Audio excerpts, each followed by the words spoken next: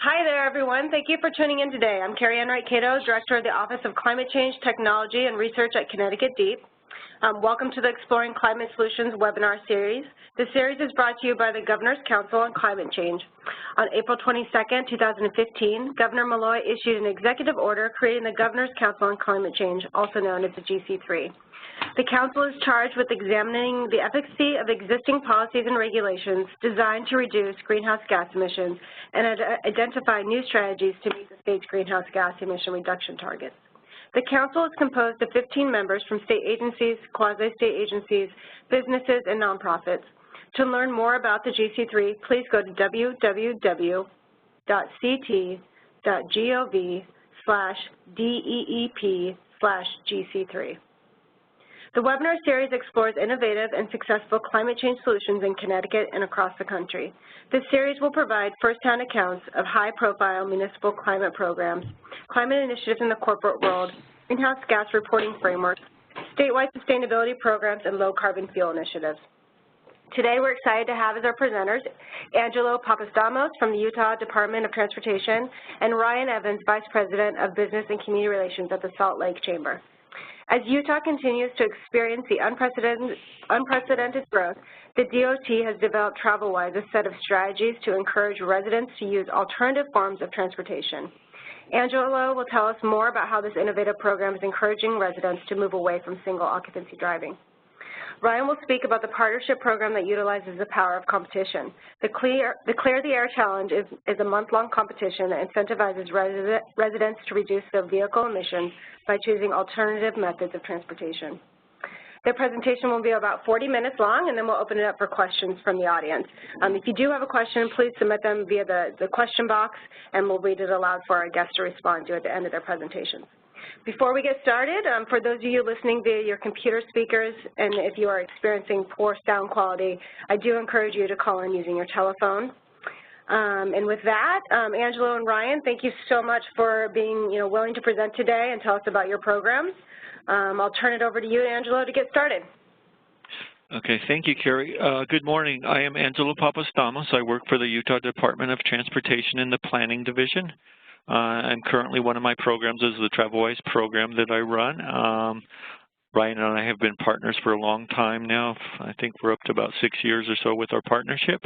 And so I will go ahead and lead off, as Carrie said, and then Ryan will follow up.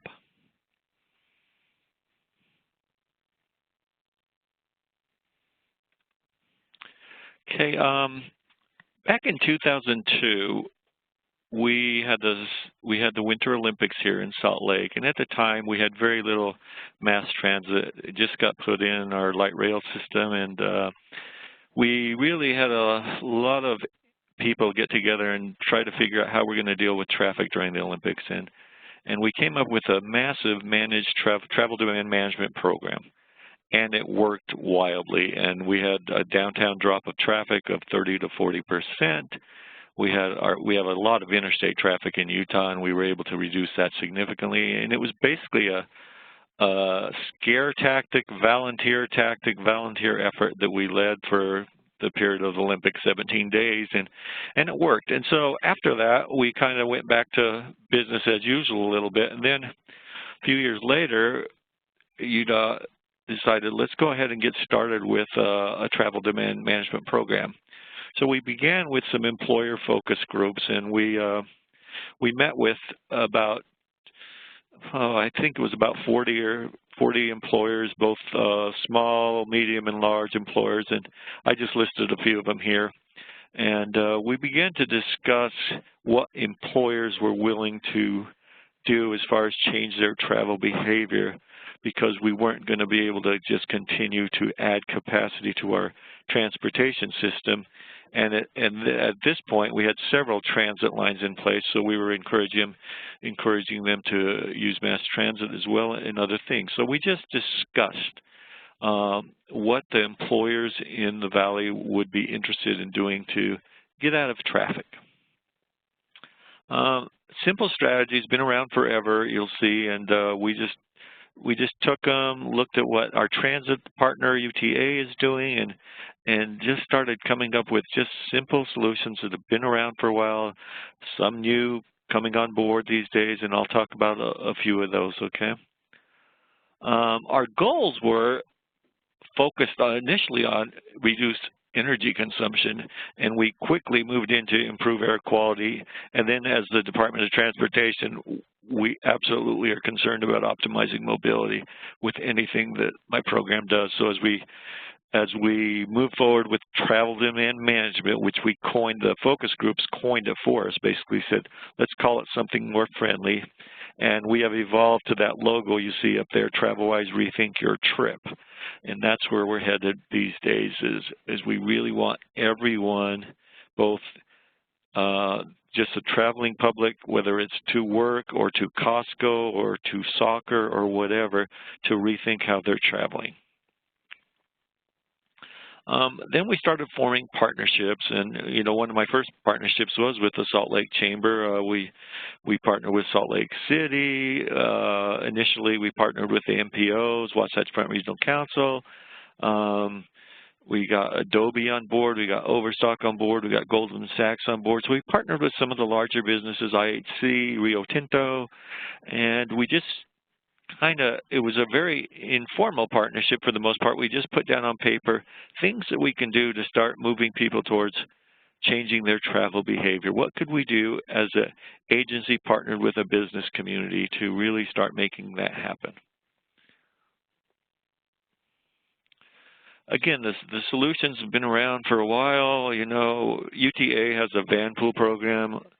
UTA Rideshare, they have a carpool program. This is another transit district. I did a presentation up in northern Utah in Cache Valley, and they have their own transit program. So we started partnering with the different van pools, carpools, transit agencies, and said, how can we increase your ridership, basically? How can we get people to be more aware of what you're doing and branch out? And maybe it's just not a work thing. Maybe it's beyond work. So we started talking to a lot of different people. In the same time, car sharing was just starting to come into play, and we had a couple of small car share firms up at the university, and then Enterprise got involved on a larger scale and is currently running in several of the different areas, both the university and a few of the communities around town, with a car share program. So that came on board right when we were getting going, and we started introducing car share to the equation. We also for the state agencies, we had a big push on energy consumption, and we really made it mandatory for a while for government agencies to work 410s.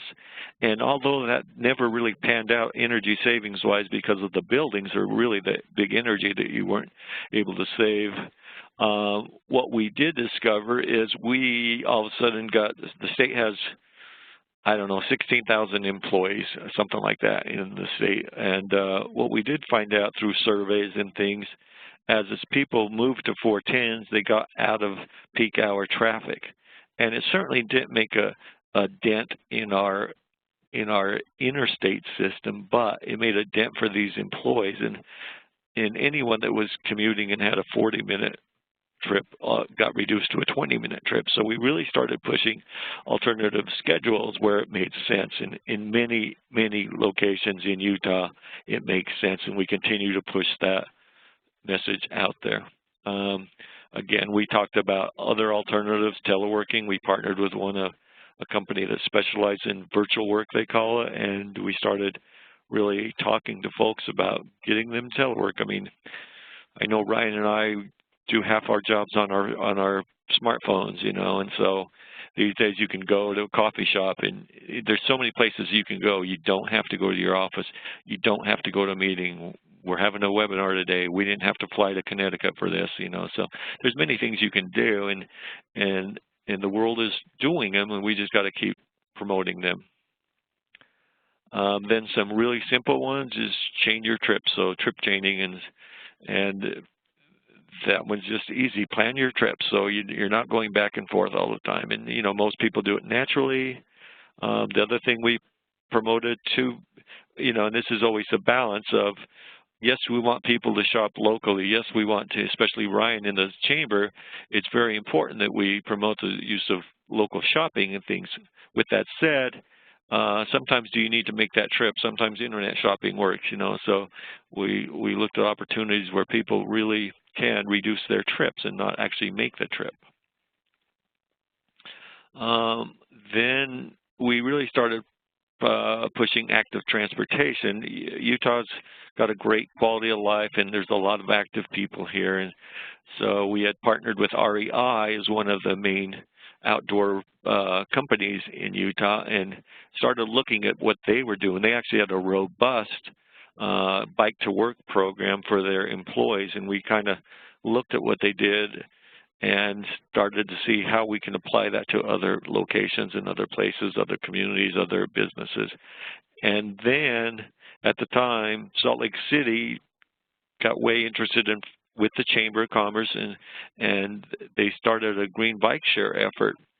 And the bike share has been wildly successful in downtown Salt Lake City, and we're actually, as we speak, looking at regionalizing bike share, and we're restructuring the format of it so it can go beyond the city and look at other areas, both south and north in our urban population. At this time, I know you've seen this slide once, but you didn't see all of it. We had a change in governor somewhere in between here, and it took us a while to get the new governor warmed up to the concepts, and when we did, it was great. Now he's completely on board with the program, but it took us a while. I spent a year and a half of my life dealing with the political end of this. So anyway, I like to use the governor's quote because we can each help make the transportation system a little more efficient, with TravelWise ultimately improving air quality, reducing energy use, and reducing traffic congestion. We try to have the message that everyone just needs to do a little. We're not asking everyone to do a lot. We're asking everyone to just do a little bit, do their part, and we can accomplish all these things. Then, during our partnerships with our transportation agencies, our MPOs, we came up with a benefits for employers brochure and a benefits for communities brochures. And we started talking about what are the real benefits to the employers? What are the benefits to the employees? What's the benefits to the community? What's the benefits to the residents in the community? So we got into lots of conversation with our partners and the general community, and started looking at, I failed to mention, during all this, we had been looking at what was going on across the country and actually the world on travel demand management, and looked at some of the main savings and main productivity benefits that they received, etc. So we looked at a lot of things to develop these brochures. Again, we did it with our partners, with our MPOs. We actually have a group, a nonprofit that was formed initially out of the governor's office, evolved into a nonprofit called YouCare. Both Ryan and I are tremendously partnered with them, and they look at everything about air quality, not just transportation. So they're our broad volunteer program. It's a nonprofit that looks at every avenue of air quality issues in the valley. Again, we formed that benefits for employers. We did the same thing for communities. It's different because the communities don't necessarily care exactly what the employers or employees care about. So we looked at it, added some things, subtracted some things, and now we have these brochures online. And as we talk to any employer and community, this is kind of where we start with our resource kit. One of our winter messages it started as, and now it's evolved into, we use it for Clear the Air Challenge as well, as we started issuing TravelWise Alerts. We partnered with the Division of Air Quality, and when the air quality realizes we are going to have, we can predict air quality about 2 or 3 days in advance these days, when it's going to move to yellow and red conditions, and we start hitting the public with messages about that. And these are a couple of our signs that you see that are on our variable message overhead signs on the freeways. Give you an idea of our air quality in the winter. I'm not showing the summer now. In the winter, this is a typical season. This was last year's winter inversion, and I'm showing Davis County, Salt Lake County, Utah County, and Weber County. And it's telling you in Davis County, during the winter inversion, which is November 15th to March 15th, we had 85 clear days that were green, and then we had 35 days of bad air in Davis County. Salt Lake, 36 bad days. Utah County, 34. Weber County, 36. Okay, so that's a lot of days during that season that we've had inversion. In fact, this year was probably worse. I don't have data for this year yet. I will get it shortly. What we do is we look at through what's called our automated traffic recorder stations. We look at about 20, 25 stations up and down our UDOT interstate system and our UDOT arterial system. And we look at what traffic is during green days and what traffic is during red and yellow days, and look at if people are changing their behavior. And over the last, well, let me show you this last year's data. We were able to see on interstates, on average, we had a 2.4% reduction in traffic Sunday through Saturday, or Saturday through Sunday for the whole week. And we had a 2.4% reduction in traffic. So that's comparing anytime we had a red and yellow days versus green days. There's a lot more details into that. We have a whole report on this. Then just give you one example of a high one where people are really jumping on board is in Utah County, and especially focusing on Sundays. So if you view Sundays as discretionary trips, as trips that you don't necessarily have to make and you're doing them because you want to, you can see that we had a 10.7% reduction in trips on our system on Sundays. So people are doing something differently. It's hard to say exactly what they're doing. It's really hard to correlate increased transit with the reduction. We continue to study what that reduction really means, but it's been consistent now for 3 years. We are showing people are changing their behavior.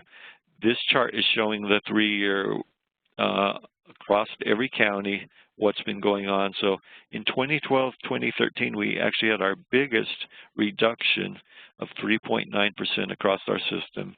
In 2013, 2014, we had a 0.8% reduction. In 2014, 2015, we had a 2.5% reduction. Give you an idea of why that's jumped up and down a little bit. What we think is in 2012, 2013, we had a really bad inversion season, which lasted, well, we had about the same amount of days, but it was continuous. So when we have bad air quality and it's contiguous for 7 to 10 days, people are making a change. But if it's only bad air quality for a day or two, it's less visible and they're probably not doing as much, and that's what we're seeing. This year we had a really poor air quality winter, and so it'll be interesting to see what our data shows shortly. I'll get that.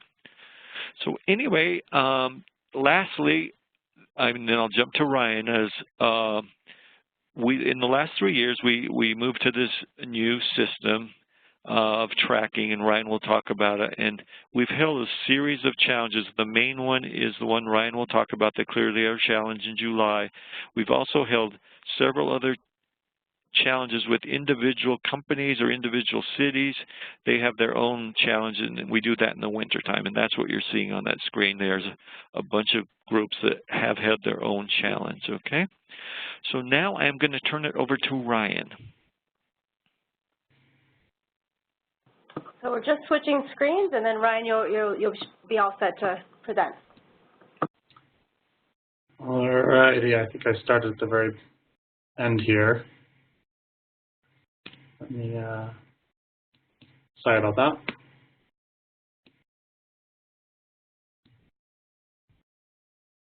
Okay, are we all good? Can we see the screen now, Carrie? Actually, no, we cannot. Did you share your screen? Let me double check really quick. Under quick start. Yeah. Yeah, perfect. All right. Thank you, everybody. Let me just get this started. Great. Thank you, Carrie. Thank you, Angelo. Again, my name is Ryan Evans.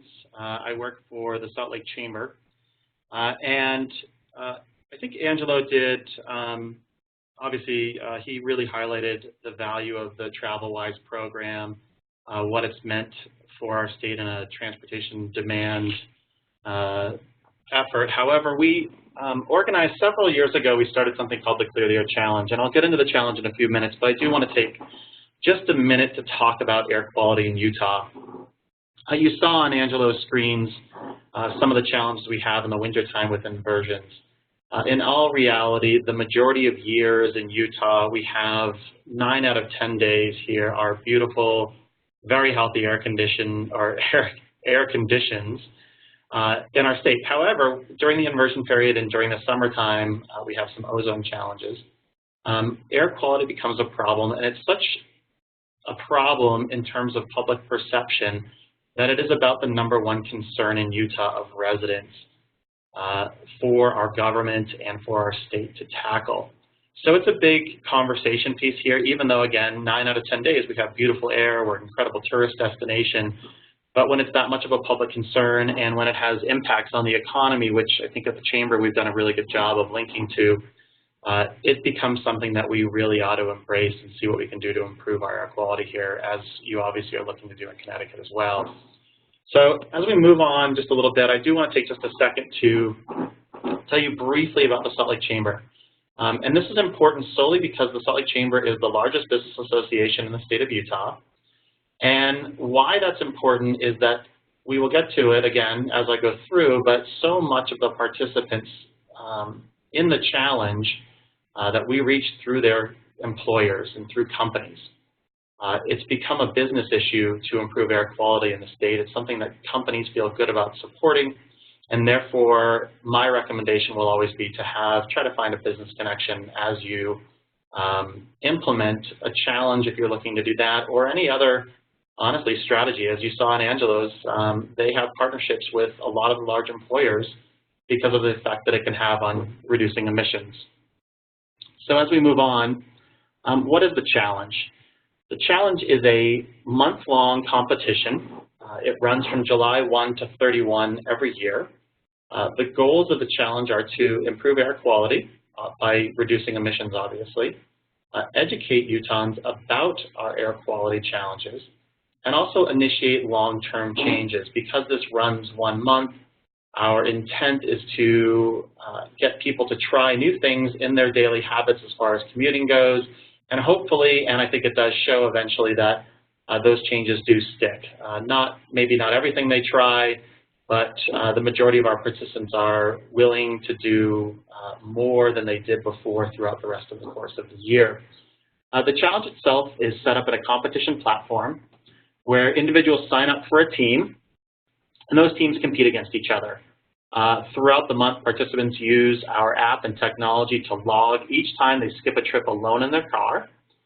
These trips and emissions reductions are all tallied up at the end of the month, and winners are recognized for their accomplishments. And again, the main motivating factor is air quality, something we'll show you in a couple of graphs here soon. So let's look at the 2015 results. In my mind, I think they're pretty impressive for a 30-day period. We had 7,600 participants. Those participants managed to eliminate more than 141,000 trips for that particular month.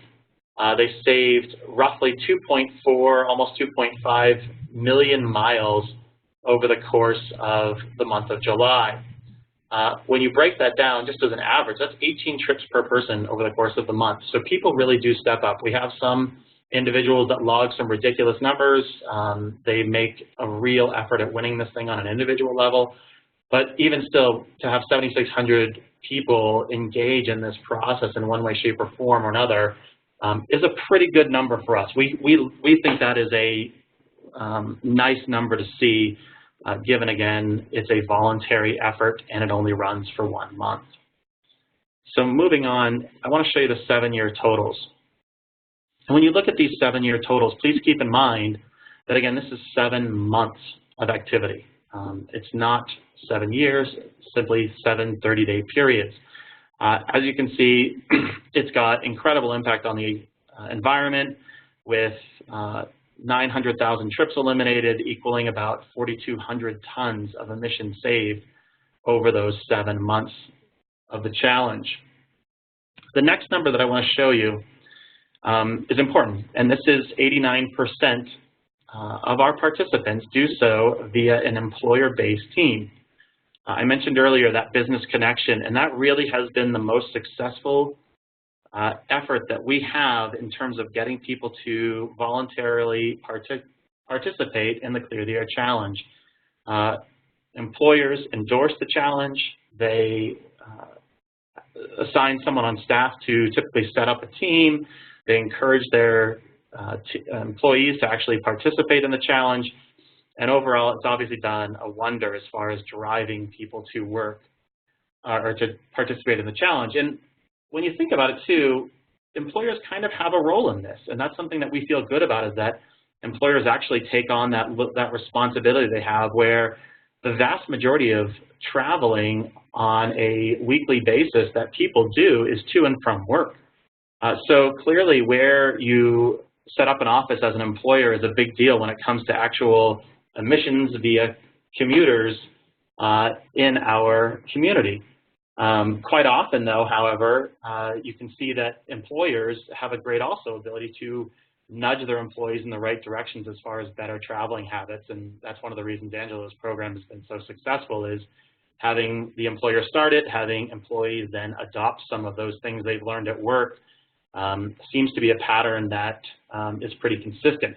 There's also a bottom line benefit that helps employers get involved in this, where quite often it's cheaper for an employer to provide transit passes rather than allocating parking passes, for example, or parking spots. And as we move on, let's just talk about some of the incentives and key strategies for success. This is a pretty broad category, but I think it all weaves into driving participation in the challenge. And again, that 7,600 participant number is a pretty good number when you look at commuter challenges across the country as far as we've been able to see. And when you look at and we poll those people that participate in the challenge, and we get about a 10% return rate on our surveys. So that's a very high number. When you think about it, we're roughly 700 respondents to our survey last year. And it's important because people actually care enough to tell us why they did it. It becomes something that they want to improve upon, and that's air quality. As you can see at the bottom, number one reason they participate is because of they care about air quality. You can see the next to the bottom is the peer and employer encouragement as far as driving motivations. Some already do it, and they're just curious as to how much they're avoiding when they skip a trip. But you can see some, obviously there's some other motivating factors as well, but really it does come down to tying this to an issue that people feel is important. I do want to talk for a second, though, for a minute about the prizes. Although the prizes are a very small percentage motivator for competitors, I want to talk about it for a second because as administrators of the challenge, it's actually a fun thing for us to talk about, and it's a way to engage average everyday participants. And again, this is a competition. Competitions have prizes, they have rewards. So why not highlight those a little bit to show you what it is that we do to promote the challenge. We give out team prizes for the top big and small teams. The winners get to claim the Clear the Air Challenge trophy. That trophy, if you can think Stanley Cup, but just a little bit smaller, the winners each year have their name engraved, and then that trophy travels from winner to winner over each year that they've won. The top performing individuals receive some pretty awesome prizes. You can see on the screen we give away everything from bikes, canoes, new shoes. We have given away skis, all kinds of fun products that people enjoy. A lot of them are outdoor and recreation based. We feel that's kind of ties back to that active lifestyle, that active transportation mode that Angelo talked about. But yes, again, it's a really nice thing because we can highlight prizes to spur motivation or to at least draw attention to the challenge. And then we also give away weekly prizes to anyone who has logged 3 trips in a week is eligible for a random drawing. And that's important because very few people will ever compare to some of our winners who save hundreds of trips over the course of a month. But this way they are engaged, they've got a chance, they feel connected to the challenge when they win a prize, even if it's just a pair of tickets to a sporting event or a downtown activity, whatever that may be, or a gift card to a local restaurant. Corporate incentives, however, are one of the best strategies that we've seen and we've promoted to getting people involved in this. And by corporate incentives, I mean when we encourage an employer to give out their own prizes to their own employees. Employees have a much better chance of winning when they have a chance at our prizes as the administrators, but also their employers' prizes. And then knowing that the challenge is important to their employers, enough so that they are investing money into prizes and driving competition amongst their employees and against other corporations is a big deal. It's a motivator. So some examples of corporate incentives would be skip-a-trip lunches. There's a local marketing firm, for example, who provides lunch every Friday for their employees. The governor's staff this year and several other groups have had food trucks show up to get employees to avoid driving. There's company prizes. We've got several firms that actually throw together several $1,000s in prizes. Oftentimes we'll see a bike going to a winner. There is a local attorney firm that does transit reimbursement. So this firm does not reimburse transit or provide transit passes throughout the year. But during the month of July, if an employee would like to skip a trip of driving and use the transit system, they will reimburse them for that particular trip. And then obviously there's groups that allow employees during the month of July to telework and e-work, as Angelo alluded to. It's a great way because you skip a trip altogether. You don't even need to use the transit system or even start your car up in the morning. Let me just show you some examples of these types of incentives. So here's an email from one of our large employers, the Deseret Management Companies. And this was a, kind of a PDF email that went out to all employees. As you can see here, they're advertising a week 1 lunch. So in this email, there is the incentive of free pizza for those participating. There's a prize drawing. And then for us, there's links back to the challenge to help motivate people to participate. Another example is a food truck day up at the Capitol. So here a couple food trucks were coordinated to come up, and employees were encouraged to visit the food truck rather than hop in their car and drive to a local restaurant that day. Moving on, featured partnerships and promotional opportunities. Honestly, one of the biggest strategies, the best strategies we have here is lining up key partners. It's something that we could never do alone. This is a volunteer effort. It's something that Chamber does not make money on necessarily. We raise sponsorships to help offset the cost of this, but this is not a revenue generator for our organization. It's simply meant as a business community engagement mechanism for us, and hopefully something that improves air quality. So partners are really important to us. Angelo talked quite a bit about the TravelWise program and its partnership with the challenge. They are our #1 financial contributor. We use a lot of their marketing pieces. They help drive employers to this. There's all kinds of wonderful back and forths between TravelWise and the Clear the Air Challenge. Another significant partner, Angela mentioned them, but YouCare, which is a local clean air organization, as he said, they've been very instrumental to us in a couple different fashions. First and foremost, in 2014, we received a grant from them to actually help implement a much better technology partner than we'd had before, giving us a better means of engaging participants, but also tracking performance of participants during the challenge. And then this past year, we actually received about $50,000 in in-kind media recognition, and you can see this was an example that on your screen of a billboard that went up throughout the state. Most often it was the digital billboards, but they also helped us secure radio ads, on live radio and TV segments where we could promote the challenge. And generally, it was just a great opportunity to bring exposure to the challenge. And then moving on, you can see here, this is, Angelo actually mentioned our governor and how he is a supporter of this, not only TravelWise, but the challenge as well. And in this letter here, he's actually one of our best partners, because not only does he push it out in the public and endorse the challenge and encourage residents throughout the state, but he actually, as you can see in the letter, encourages all of his state departments to participate in the challenge. He spurs competition amongst those actual departments. So there is a intergovernment competition, if you will, between various state departments. And then lastly, as far as a significant partner, I want to talk about our technology partner for a second, and that is a company called Ride Amigos. We do pay for their services. However, they are really good to us in the sense they know this is a nonprofit effort. They've been a great partner to us, but it's important because this is what really helps us engage participants and track how effective we've been. So as we get to, I want to show you some of the back end here.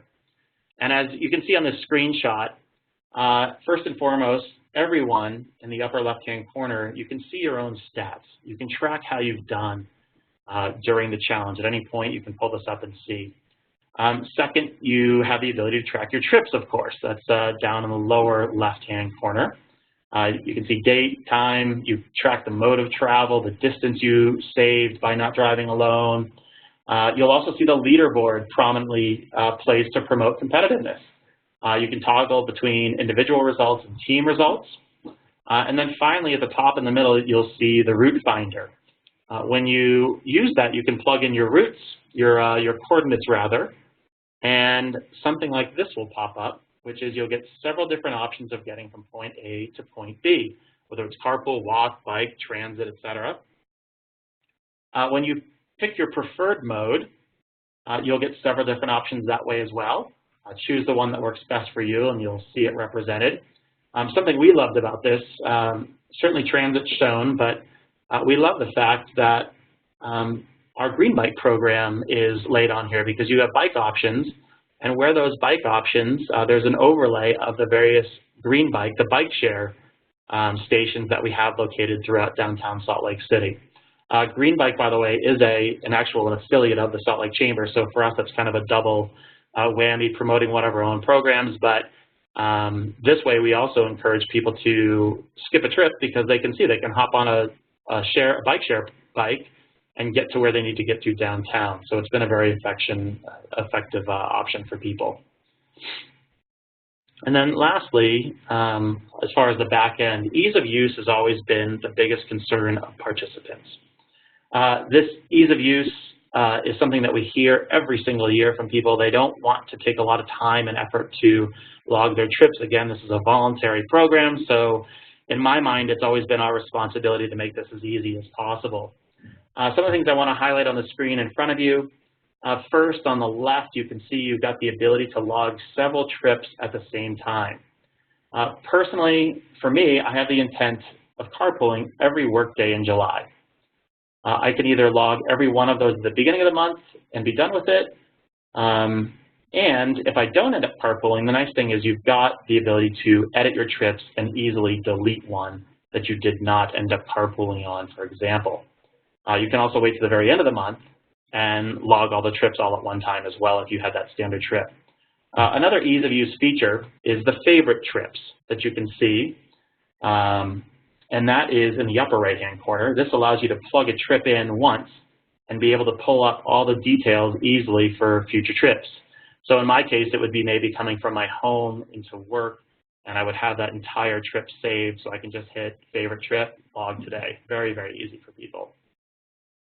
And a final example of the ease of use, it's not represented here, but there is an incentive tool in this admin section. And if you recall, I talked about how important it is for when we get employees to get employers to get on board and incentivize participation for their employees. This system allows for companies to set up their own incentive plans. For example, if you've got a $5 lunch card to give away for all employees that log at least 10 trips saved, you can see that in the back and be flagged when someone in your company reaches that milestone. There's honestly a lot of tools here, but I think these highlight some of the most important features for me. And then lastly, I want to just share one other partner, and this was just a unique opportunity for us, but we have our own version of ComicCon here.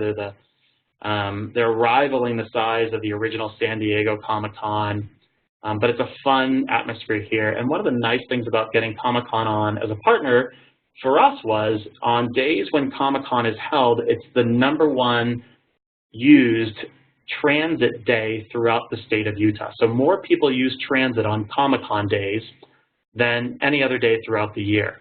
So they're driving people to take the train or the buses in because parking can be a challenge downtown when you have that many people descending locally upon the city. It's not like it's a bunch of conventioneers from out of state who are staying at local hotels. These are local residents who would either drive their car or take transit down, and transit becomes a much better opportunity.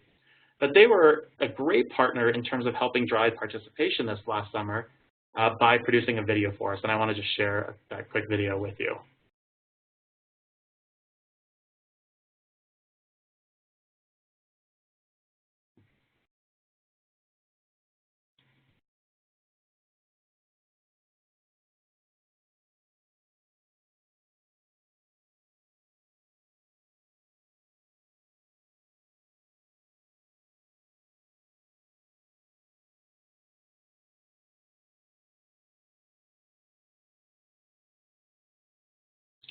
So I didn't think to ask ahead of time, but hopefully you could all hear that. But I do have headphones in, so possibly you didn't, but generally it was just a voiceover encouraging people to participate if you did not actually hear the audio on that.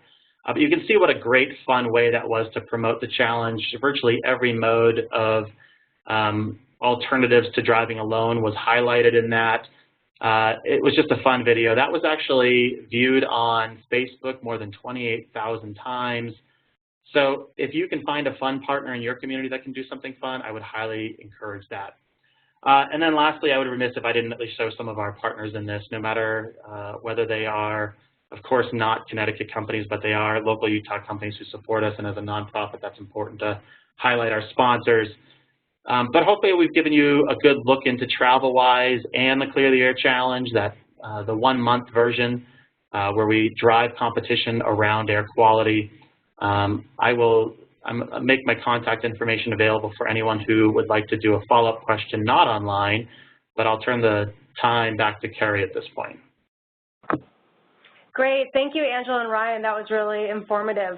And love the video. Yeah, we'll have to try to find that so we can hear the audio.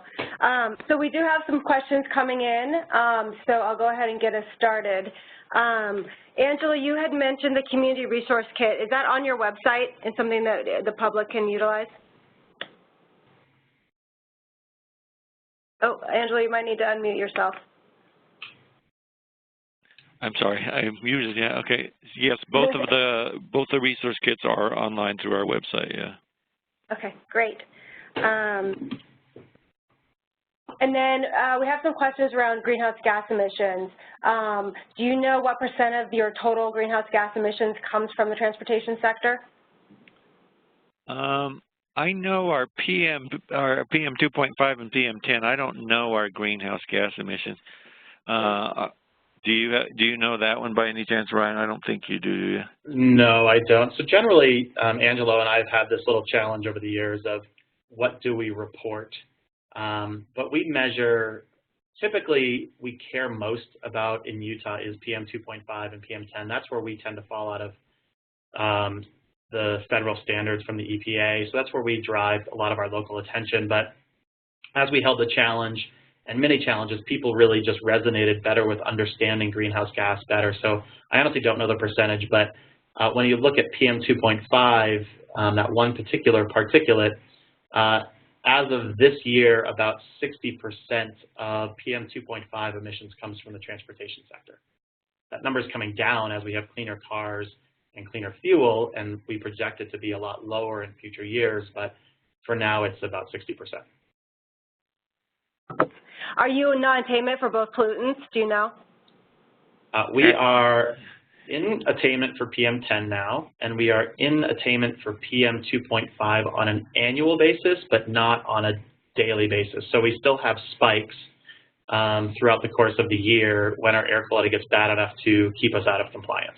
But on an annual averaged schedule, we are in compliance.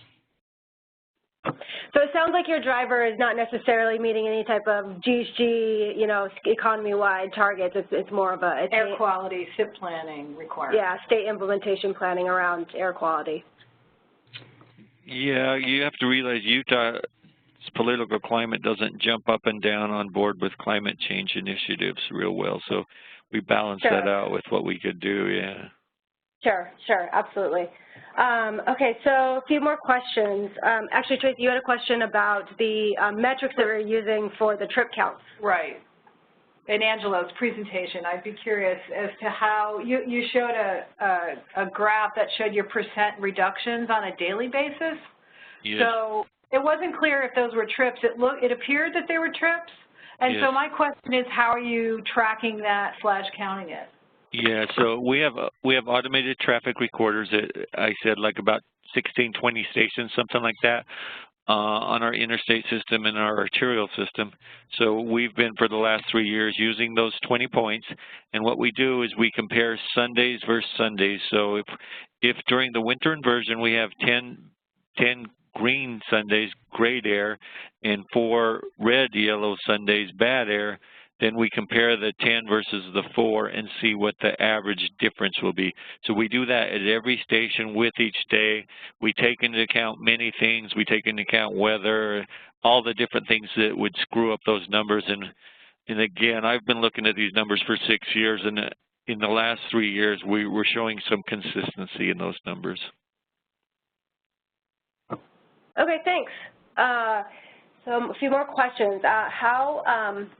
How have you integrated incentives for purchasing or driving hybrids or EVs into the overall program? Do you have goals for rate of penetration or alternative vehicles into the statewide fleet?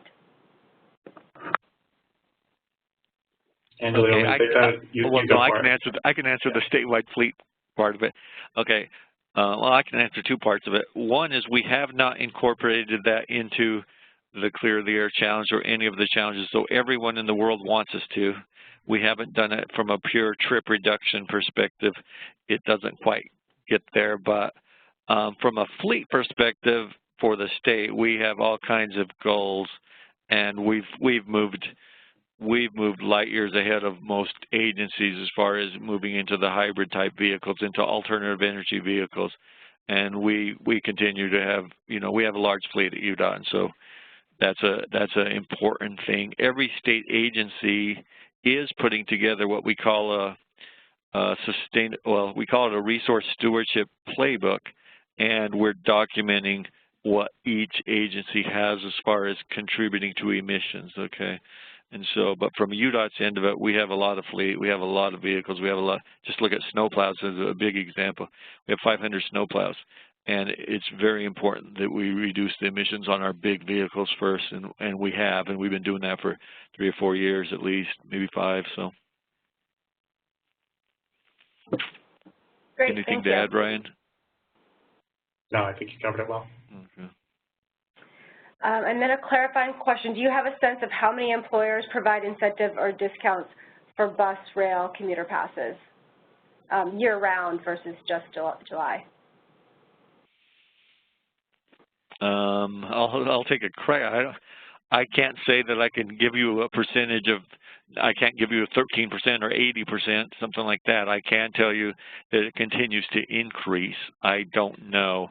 As all our data, as we work with companies, we encourage that, and we see them move towards that. We do surveys every year, and I don't have any data that can tell you an exact pinpointed answer. Brian, do you have any data No, like that? unfortunately, nor can I. The challenge there becomes not everybody is eligible for an employer or chooses not to engage in the employer transit pass program that the Utah Transit Authority offers. So I know in follow-up I could get the number from the Utah Transit Authority as far as the number of corporate program or corporate participants, but they have some pretty high expectations of the number of passes you have to purchase on an annual basis based upon the number of employees you have. So there's many small employers who do not participate in that program. So it would be very, very hard to know how many companies actually provide a discount, except I can tell you anecdotally, especially in downtown Salt Lake City, there is a very high number of employers that do provide some sort of transit pass or reimbursement for their employees, namely because they're looking to save money on that parking real estate. And that number's further a little bit convoluted because Salt Lake City has its own community pass, basically, where individuals can purchase a pass through UTA, and so there's tremendous overlap. You've got the University of Utah in the city, which has its own program. So there's many groups that change the dynamics of that. So. A related question, actually. So how did you promote the program to employees, and then is there a certain level of criteria or a minimum number of things they need to do to participate, or they're just kind of like sign up, it's voluntary, and the company doesn't have to do anything to meet the challenge? In regard to the Clear the Air Challenge, or in regard to Angela's TravelWise program where you have the corporate partners set up? I think the Clear the Air Challenge. Okay, yeah, there's no minimum participation level. It really is an employer deciding, or an employee usually going to the boss to say, hey, I think we should participate in this. Clean air is a big deal to us. And they set it up, but there's no minimum expectation of people to participate. There's no cost to participate. We make everything free.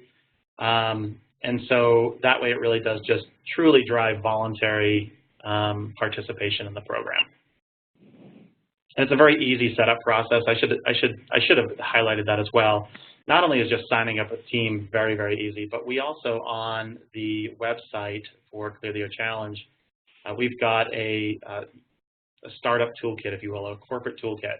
And it will explain the various ways to set up your team, to create sub-teams within, if you want to have each department within your organization having their own team. It will give you sample emails that you can send out to employees to help them participate. It gives you a link that you can use to get people to sign up on your team directly so they don't have to find your team when they sign up. It's a we try to make it as easy as possible. And then we have a similar program in New Haven, Connecticut. It's called Go New Haven Go, and it relies on sponsors, corporate sponsors, and employers. So the question is around, how are you able to get sponsors and employers on board with the challenge beyond the early adopters? So for us, it really comes down to that motivating people around a community challenge, which is air quality. One of the main reasons I think that we've advanced this conversation in Utah, and again, different political environments, but as Angela mentioned, we have a very conservative government here. Utah is one of the most conservative states.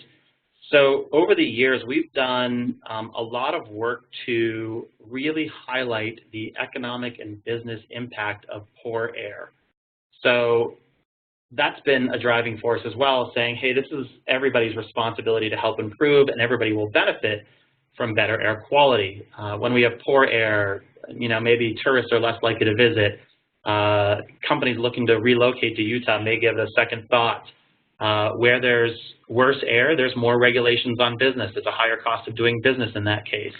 So there's great economic motivation in companies, and we've generated that business and economic case, and we've touted it and shared that story throughout the community in a very big way. And that's one easy way to get companies on board with something that is an environmental issue. So instead of worrying on the environment side or on the health side, we've really tried to draw everything back to the business and economic case for clean air.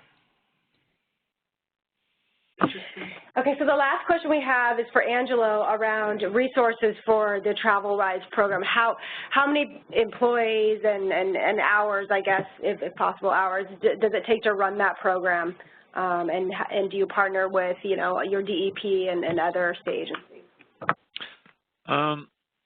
We have at UDOT, we have a really small team, so I'm in charge of it. We have a couple of people that work on it, you know, 20 to 30% of their time. Then we hire consultants to work on it yearly, and so I've got a small team. And the funding comes from our planning funding at UDOT. It comes from the MPO CMAQ funding. It comes from MPO Alternative Transportation funds. We've actually had private funds donated to us. We've also had our communication office with our Rethink Your Trip. It's tied to our construction office. So we typically have 5 or 6 pots of money on average over the last 6 years. The TravelWise program is probably $500,000, $600,000 worth of things that are involved with it. Great. Okay. Good to know. Okay, that's all the questions that we have. So, well, you know, thank you so much. And for those of you who tuned in, thank you for tuning in. Hopefully you were able to receive some informative information. This is recorded, so feel free to pass it on to others. It will be on our website within the next 24 hours. I also want to promote the upcoming webinars that we will have. On April 8th, we'll be having Eversource talk about renewable thermal technology deployment. And then on April 18th, we'll have the British Columbia Revenue Neutral Carbon Charge, a team from the Ministry of Finance and some other folks involved in that program. So please tune in. We'll have registration up on our website shortly. Thanks, everyone. Have a good day. All right. Thank you. All right.